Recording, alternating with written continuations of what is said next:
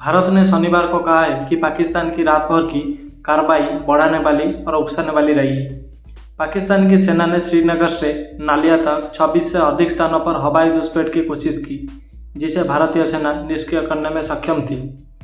भारत ने यह भी कहा कि उसने भारतीय लड़ाकू विमानों से हवा से प्रक्षेपित सटीक हथियारों का उपयोग करके 6 स्थानों पर राफिकी, मुरीद, चकलाला, रहीम खान, सुकुर और जुनिया पर पाकिस्तान के सैन्य ठिकानों पर हमला किया।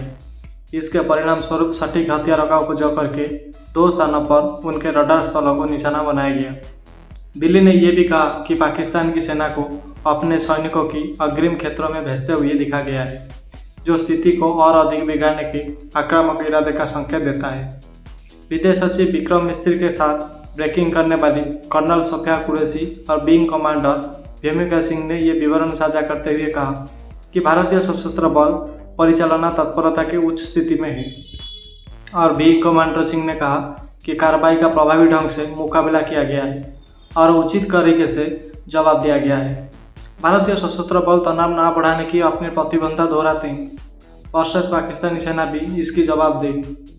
विंग कमांडर सिंह और कर्नल कुरैशी ने कहा कि पाकिस्तान ने पश्चिम सीमा पर नागरिक क्षेत्रों और सैन्य बुनियादी ढांचे को निशाना बनाने के लिए ड्रोन, लंबी दूरी के हथियार, युद्ध सामग्री और लड़ाकू विमानों का इस्तेमाल किया। विंग कमांडर सिंह ने कहा कि पाकिस्तानी सेना ने नियंत्रण रेखा और अंतर्राष्ट्रीय सीमा पर ड्रोन और भारी कैलिबरी हथियारों से गोलीबारी का भी सहारा लिया। उन्होंने कहा कि श्रीनगर से नालिया तक 26 से अधिक स्थानों पर हवाई घुसपैठ की कोशिश की गई और भारतीय सशस्त्र बलों ने इन खतरों को सफलतापूर्वक नाकाम कर दिया। विंग कमांडर सिंह ने कहा कि हालांकि उधमपुर, पठानकोट, आदमपुर और भुज में स्थित भारतीय वायुसेना स्टेशन पर उपकरणों और कर्मियों को सीमित क्षति पहुंची। उन्होंने ये भी कहा कि इसके बाद पंजाब के कई हवाई अड्डे पर रात के 1:40 में कई उच्च गति वाले मिसाइल हमले हुए, जो एक निंदनीय और कायरतापूर्ण कृत्य था। कर्नल कुरैशी ने यह भी बताया कि नागरिक बुनियादी ढांचे को निशाना बनाया गया है, जहां पाकिस्तान ने श्रीनगर, अवंतीपुर और उधमपुर के वायुसेना बेस पर स्वास्थ्य देखभाल और स्कूल परिसर पर हमला किया। एक बार फिर हमारे नागरिक बुनियादी ढांचे को गैर जिम्मेदाराना निशाना बनाया गया। उन्होंने कहा कि एक त्वरित तौर पर सुनियोजित योजना प्रतिक्रिया में भारतीय सशस्त्र बलों ने केवल चिन्हित सैन्य लक्ष्यों पर ही सटीक हमले किए। इनमें से तकनीक अवसंरचना, कमांड और नियंत्रण केंद्र, रडार साइट और हथियार भंडारण क्षेत्र भी शामिल थे।